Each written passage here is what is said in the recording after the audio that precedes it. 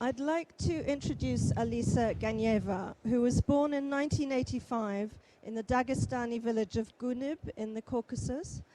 She moved with her family to Makhachkala, the capital of the Russian Republic of Dagestan. She's a graduate of the Moscow Literary Institute and a critic for leading literary periodicals. She also writes children's stories. Salam Dalgut, her first work of fiction for adults, won the debut prize in 2009 and follows a young man about his day-to-day business at a market and a wedding in the capital on the shores of the Caspian Sea, as he is hailed by diverse friends and acquaintances, some of whom would like him to be a more devout Muslim. Yet there are hints of violence in the society. There's talk of rebels who will kill any girl they see without a headscarf during Ramadan, and a fashionable cafe has a sign outside, no sportswear or weapons.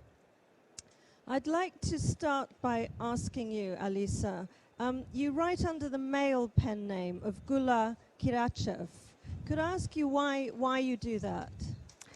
When I started my prose writing, I was quite well known in the Moscow literary circles as a literary critic and book reviewer. So I didn't want to be disguised, to be revealed as a prose writer. It was just a literary game, an experiment. And the second reason was the male-dominated world of today's Dagestan. And that is why my main hero is a boy, is a young man, right, and not a girl. Okay, well, I'll come back to that, I think. But in the story, Salam Dalgut, the prize-winning story, you portray a society that seems both ethnically heterogeneous and riven by competing ideologies of different kinds, that various people are vying for the hearts and minds of this man and of youth, really, in the town. Could you explain something about those different ideologies and the rifts between them? And what made you want to portray that society? You see, Dagestan is a comparably small republic, and it's really very heterogeneous, and different climates and landscapes coexist there, and different sorts of ideologies clash.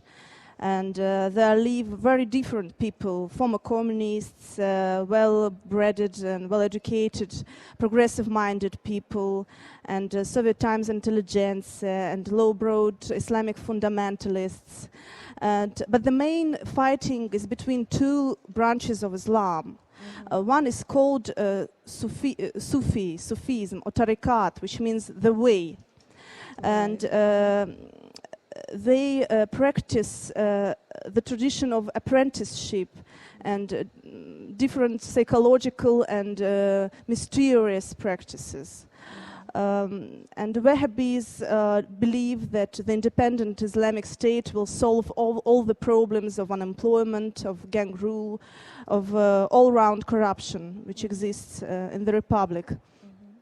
So it's the never-ending struggle of the contradictory forces.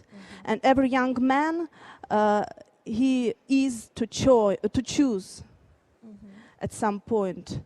And I wanted to trace this line which bounds the white and the black. And the most frightening thing that is that we can't say what is good and what is not good, because the fighting is going on inside families even.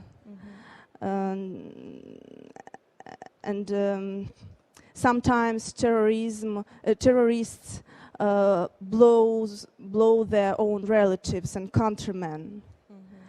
And it's an understandable thing. Right, and you were scarcely born really in the Soviet era, but I wondered if you could say a little about what happened in Dagestan to religion during that period, and why. You've said something about why the Wahhabism, this kind of desert Arab form of Islam, is now gaining a hold. But why do you think that is, that people need to look outside, and what was happening to religion in the Soviet period? You see, Islam was never very deep in Dagestan. But in 90s, many young people went abroad to study in Egypt and Pakistan and other Eastern countries. And they studied the Sharia law, and when they returned to their home, they found that their relatives and their neighbors and their acquaintances, they don't follow these laws. And they began to think that the corruption, the different sordid and unpleasant things comes from disobedience, from divertedness from Islam. Right. And how does this manifest itself in terms of women's freedom and constraints and the spectrum that's possible that exist in the same place at the same time of different kinds of women doing different things? What's your view of that? Many people think that women are oppressed in Caucasus, but it's not quite true, because there were special oral laws in Dagestan called adats. And for example, when a girl felt like wanting to marry, or when she fell in love with somebody, there was a special roof, and girls stood on that roof and announced, "I want to marry this one." And if that boy didn't want to marry her, he was to pay the contribution. Right. So I can't say that women were oppressed, but in Soviet times, when all the earth and soil and fields were nationalized, women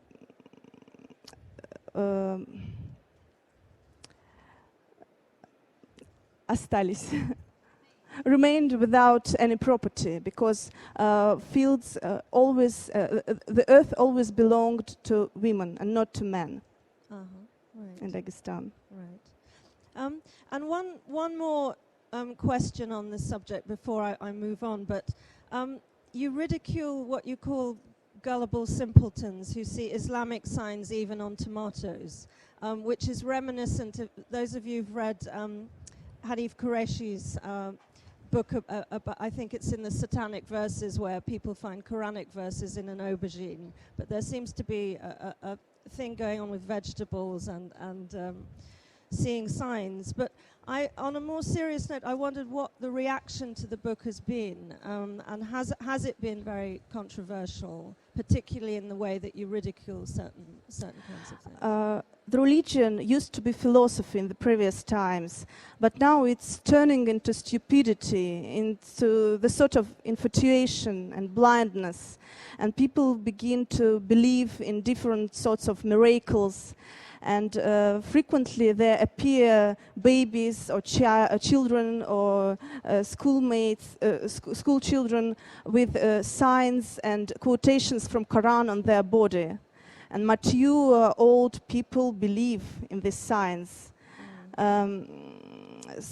So I showed this to my readers, and certainly they were not very glad to read about that, and they accused me of godlessness and told me that I am damaging my country's image. Right, but you live in Moscow, so do you go? Are you often in Dagestan, or how do you? Yes, I very often visit Dagestan, and this distance allows me to see all the changes and all the contrasts more keenly, I think. Now, I wondered what your relationship has been with the Russian classics, and what kind of literary influences you have. And also in terms of the language in which you choose to portray Dagestani society. Could you say a little about that? Yes, my long story, which is included in this collection, called Salam Dalgat, it consists of different scenes and conversations in a peculiar Dagestani version of Russian language. And I think that it's not entirely understandable for even Russians, because there are lots of inclusions of Arabic words and phrases, of native words and expressions. So I think it was very hard and difficult to translate this story into English. Right. So it's one of the phenomena of the Caucasus, the special language which Right. people speak there. But the great pity is that young people, they are forgetting their native languages. You see, there are more than 100 languages in Dagestan, each having their own ethnic characteristics and so on. Right. And how comprehensible is that? Is that the language you use to someone in Moscow or St. Petersburg? I mean, how does that work?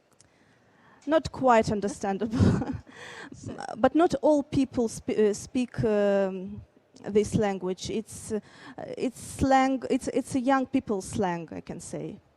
And so, what was your experience of translation? Because I believe you're working on a longer version of this story, which may be translated, but there is this translation that exists. Did you speak to the translator and find a way to kind of...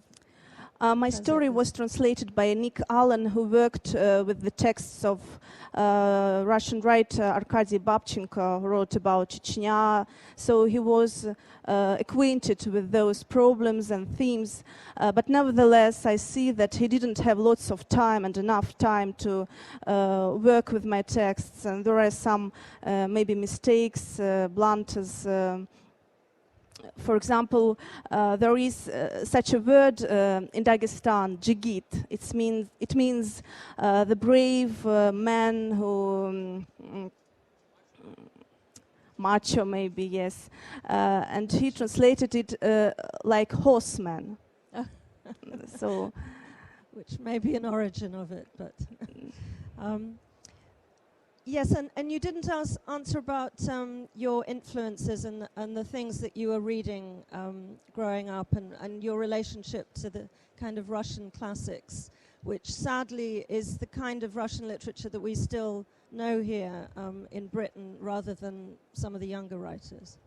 I frequently think about my literary pedigree, but I can't trace it because it's a solitary experiment to work with different plasts of language and to play with it.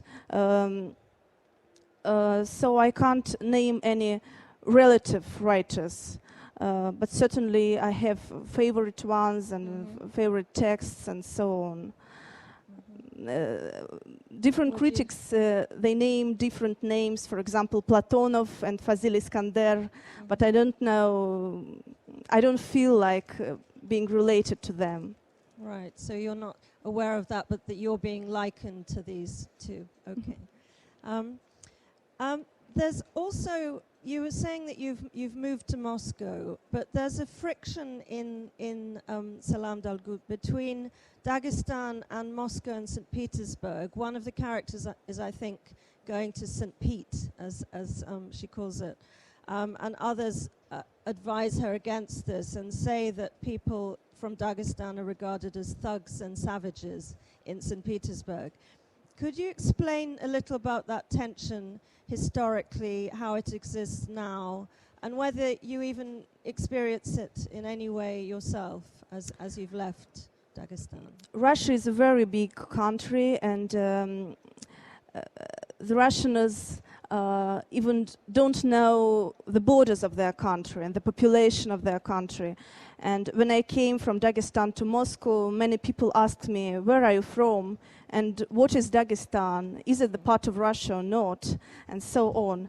Right. So many people living in Moscow, St. Petersburg, or in another towns, they don't perceive Caucasian people as their countrymen. It's the main problem. And the same is with Caucasian people, which often say, I'll go to the Russia, or I returned from Russia, as it's another state.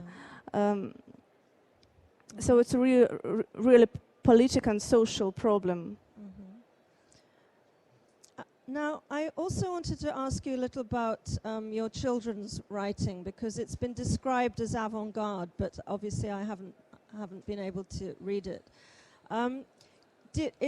do you see it as avant-garde? Could you describe it a little and tell us why you wanted to write for children and what kind of children's writing you do? You see, there is no magic aspect in my children's stories. Although I name them the tales. I appreciate Lewis Carroll, and I think that he influenced me much. And also there is a Russian writer, Harms, who practiced absurdity in his creative work, and I think that he influenced me as well. Right. So Lewis Carroll is what you said. And so is that one work of children's literature, or are there several so far, or there are several dozens of little stories. Okay, but are they published in one volume? They were published in the newspaper, in one of the main Russian newspapers, but I haven't got a book yet. Okay. And which are the literary journals for which you write as a critic? Which magazines? You see, there is a phenomena in Russian called the thick magazine. It doesn't mean the quantity of pages. It means something mental or something intellectual. Yes. So I wrote the number of articles for these magazines called Novy Mir, Znamya, and so on. They are old, and they were founded in the Soviet times, but they are not well known and well spread among the population. So I also write little reviews for newspapers. Right. You mentioned things not being well known or spread. I mean, I've been hearing about huge problems with distribution in Russia, that think books may be available in Moscow and St. Petersburg, but not in other parts of the ex-empire and even of Russia itself. Could you say a little about that? And is that a problem, say, for writers from Dagestan, that they won't be read, even published? I mean, where are the publishing centers and how are the books distributed? It's very difficult for an unknown and especially young writer to get noticed and to be published. And I was lucky. I became a winner of the debut prize for young writers, and it opened me some opportunities, and some magazine and book editors became interested in my prose. And it's really big problems with the distribution. I'm sorry for my bad English. Not at all. I'm acquainted with some young writers who buy their books in Moscow shops and take them to their native cities and distribute them themselves. Mm-hmm. Right, but there aren't publishers within Dagestan that would be really effective in getting books? There are few publishers, but they published authorities. Right. So not young writers. And so you mentioned the debut prize, but what role do you think prizes have been having in we hear a lot about Russian literature prizes, but do you regard other prizes as having a kind of stimulus on literature at the moment in Russia? You see, almost all prizes in Russia have the analogues in abroad. For example, a Russian book is an analog, is a copy of a British book. But the debut prize is a unique prize. It was founded 11 years ago for young writers, and it gave us a chance to get acquainted with each other, to go through the special seminars where we can discuss our works and in the presence of our colleagues and well-known experts and so on. And due to this prize, now I can make some conclusions about young literature in general. I can say that young writers' consciousness is split, and that young writers, they reject authorities and they don't rally around any one idea. Because when we grew up, all the social institutions were falling apart in Russia. Say a little more about that. I mean, because in your story there are obviously competing claims on this young man and the importance of the sort of Wahhabi faith growing up. But you feel, what are the other, reading it, you feel, what are the other alternatives? And are there people who, as you say, don't really look to one authority at all? Could you say more about that phenomenon? They say that the main reason for young people to go to the forest and to get to the armed gangs is unemployment. But I don't think so. I think the main reason is the lawlessness, the absence of the law. Because there are many examples when people abandon their business, when they leave their families and go to die for the idea. And the main Russian problem, I think, is the absence of national idea. And now all the politics are searching it, are discussing. I think I'm going to open it to questions. I'm sure people have questions from the audience. There's one here. Could you tell about the new... Alisa, could you tell about your new book that you are finishing now, and what is the subject? I'm actually finishing a novel now. It's partly fantastic. It describes the imaginary but rather probable situation when Caucasus is suddenly and stealthily cut from Russia by the wall. So I try to imagine what it would happen in this case and how the contradictory forces would struggle between each other. But I hope that it won't be almost a tragedy, because I like the stylistic games and humor in the prose, and I try to use them in my work. And is it set in an unspecified time in the future, or in a kind of imaginary present? Or it's going on in the indefinite future. So the point is that it can happen every moment, even tomorrow. And many people in Russia, and I think abroad, concern it as a preferable situation. They see it as a preferable... preferable situation, yes. Right. There's a question there. Stemming from what you've just said, I'm wondering, I mean, North Caucasus have been a very troublesome region of the world, and I was just wondering, what are your hopes for Dagestan and North Caucasus in general in the next 15 and 20 years? Do you think that perhaps, versus what you think will really happen in that part of the world, even though the future is very difficult to predict, as we know? And also, what do you think, whether there is a role for a writer like you in perhaps making a contribution towards forging a future which is perhaps somewhat more tolerant, humane, and diverse? You see, after having published my long story, I inspired rather big discussion in my republic, and it was really one of my aims to inspire it, to make people who maybe don't read books to read it. And there was a big reaction, and in majority it was negative, but I think it was very useful, because I think my text is a sort of mirror. And concerning talking about the situation in North Caucasus, now I don't see the decision of these problems. The only thing that I want is not to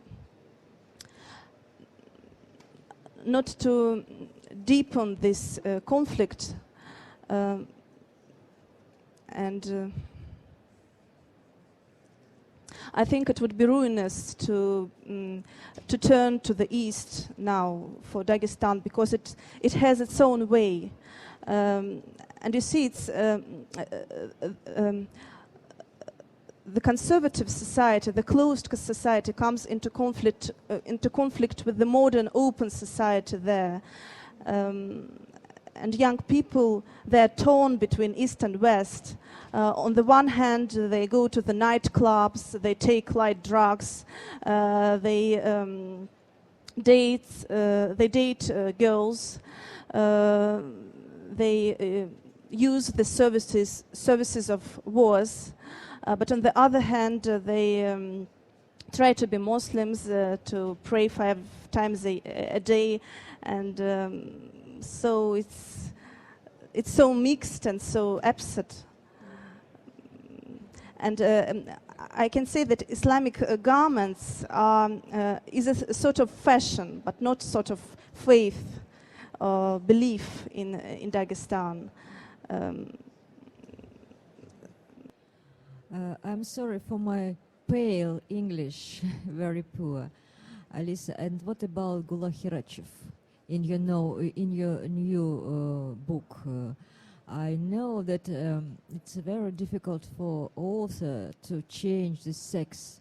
If you begin as a man, you may continue as a man in your book as a writer. And what about Gula Hirachev? I can explain for those who don't know that Gula Hirachev is my male pseudonym. I took it to play a role of prose writer. And you see, Gula, the first name, means a bullet in my native language, in Avar language. And Hirachev can be translated as a darling, but certainly a Russian jury didn't know this fact. Yes, certainly it's very difficult to change the sex, and I can say that my novel, the style of my novel and the way of its construction resembles very much my first experiment, my first long story. So I can tell you that this novel is written by Gula Hirachev as well, though it's written by under my real name. Right, the one you're working on. He still exists in me. But presumably when you used the pen name, people did know. I mean, people did know very quickly that it was you, that it was written by you.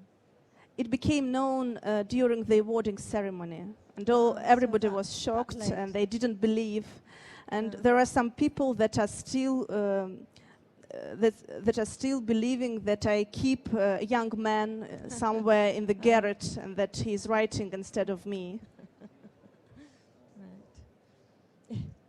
I was just reflecting on what you said a few minutes ago about the conflict between religion and Western influence in your country. And do you think that's a kind of generational thing, because you talked in terms of fashion rather than faith. Do you think that is a generational thing which will eventually resolve itself through generations or not? Certainly. It's kind of generation gap when young people, they want to follow the orders and the Sharia law, and their parents doesn't obey them to do it.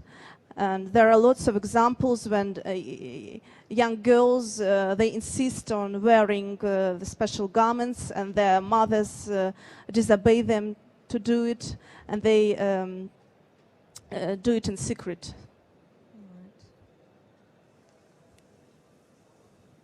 Yes.